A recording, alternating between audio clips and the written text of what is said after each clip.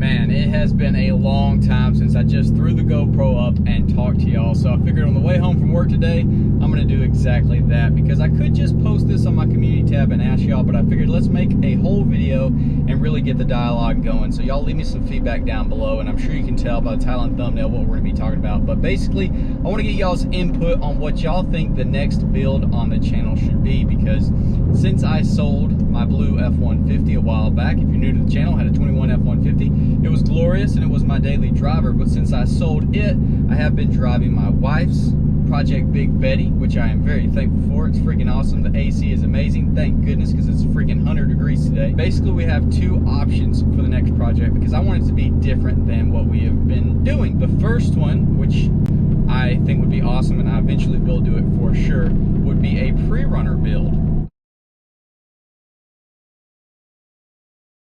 I think it'd be so cool to have a truck I could just rip down a dirt road in, or go out mobbing or whatever. It'd just be so freaking fun. So the truck that I would want to do a PreRunner build is a first gen Nissan Titan. I've always liked the first gen Titans. I think they look cool. They got the glorious 5.6. It makes really cool V8 noises. It's got good performance for that generation. I think it's got a 5-speed, depending on what model or trim you can get the center shifter, which I've been fond of center shifters. You get the cool rear sliding glass. Just overall, I think it's a really cool truck, and I think they look insane PreRunner style. I think they look super cool, and they're a good platform. I would prefer to get an 09 Plus. I think that's when they made some pretty good improvements on the first gens. Obviously, it's a little bit more expensive, but more likely to find one of those with lower miles, because I don't want to get one with 250,000 miles and then blow up on us as soon as we start having fun in it. So definitely, if you want to see a PreRunner first gen Titan, let me know in the comments. Now, I know not everybody is fans of Nissan or first gen Titans or even PreRunners, but I think it would be a lot of fun, new style content, and that's always good to me because it gets to change up the sometimes monotonous mods.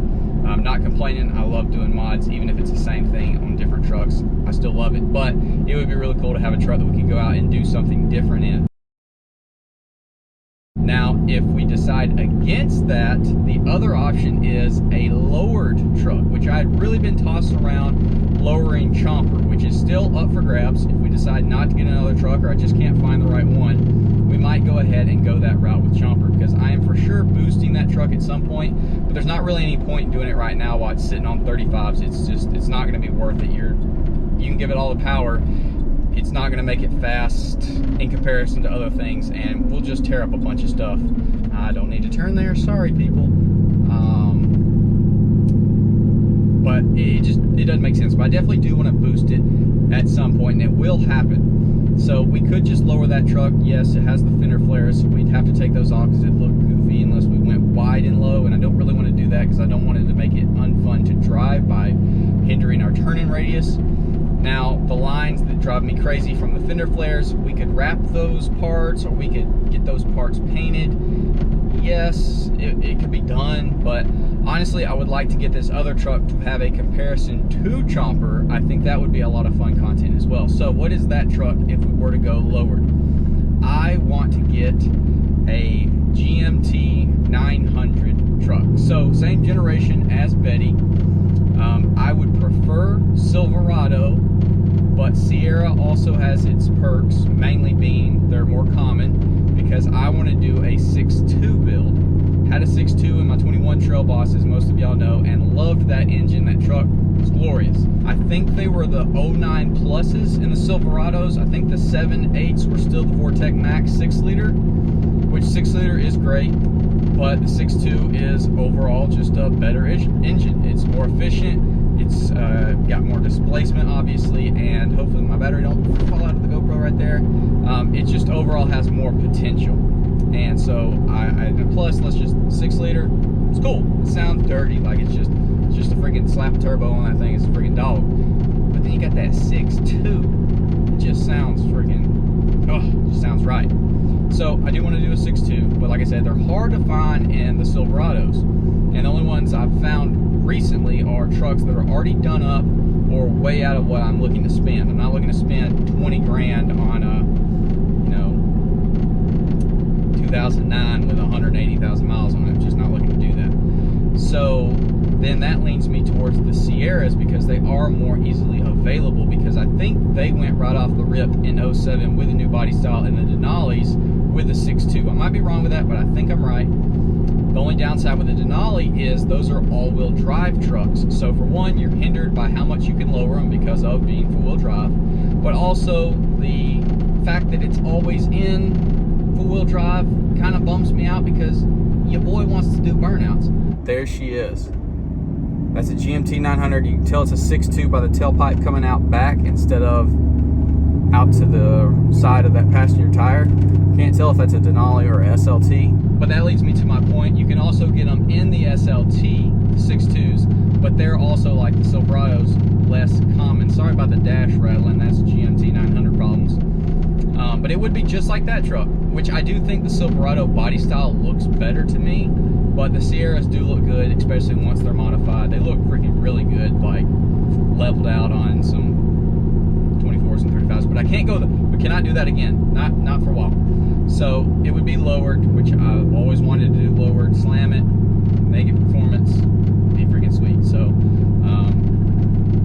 it would be just like that, which is awesome. So I need some input on, should we get an all-wheel drive one? Should we get a Denali? And just hopefully not have any issues with the all-wheel drive system. It just complicates things because you can't do burnouts. You can't go on most anyone's dyno because no one around here has four-wheel dynos. So that makes tuning complicated because I definitely want to do the whole thing like chomper, long tubes, intake, do full bolt-ons, cam it, do a whole naturally aspirated build because the 6.2s have huge potential. And then, of course, throw some boost at it. Now, obviously, above a two-wheel drive, you have traction with an all-wheel drive or four-wheel drive truck, which is awesome. Definitely good for racing because once you do reach a certain power limit, two-wheel drive is a struggle bus unless you're on slicks. So I'm not totally against the all-wheel drive, but I also don't know if all-wheel drive 180,000 miles is a lot more wear and tear on the drivetrain than 180 on a truck that's been ran majority of its life in two-wheel drive. I think it would be insanely sick to get a GMT 900 6.2 and have like stock 6.2 versus cammed 5.3 comparison, you know, just express how they drive differently, because obviously more power with the 6.2. I think it's only like a couple horsepower less than the new trucks. It's like 405 horsepower, 418 foot-pounds of torque or something. Awesome numbers.